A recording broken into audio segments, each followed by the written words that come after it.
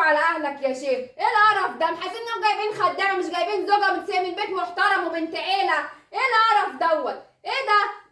عادي. وايه يعني؟ انا عارفه ما عنديش مشكله، انا عارفه ان انا لازم اكون ست بيت وقد المسؤوليه، بس برضه مشكله ابقى شغاله 24 ساعه في 24 ساعه زي المكنه ما بفصلش.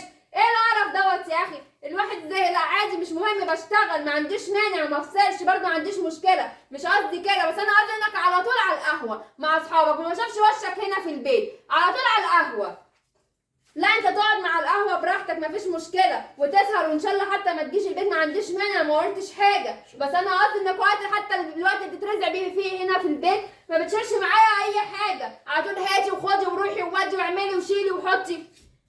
انا بشيل وبحط وبعمل كل حاجه ما عنديش مانع ما عنديش مشكله فداك يا عمري، بس انا قصدي تشيل معايا شويه المسؤوليه والبيت مش كده كله انا مش مكنه. لا انا مكنه عادي ما عنديش مانع وما عنديش مشكله يا حبيبي. اعمل اللي تعمله. كان من الاول يا بابا ليه تجيب لنفسك وجع الدماغ ووجع القلب؟ ليه تنكد على نفسك وتجيب لنفسك النكد يا حبيبي؟ استمتع بوقتك. بقول لك انا بعمل جوه صينيه كيك، اعمل لك معاها كوبايه عصير؟ كوبايه شاي من عينيا يا حبيبي، خد وقتك.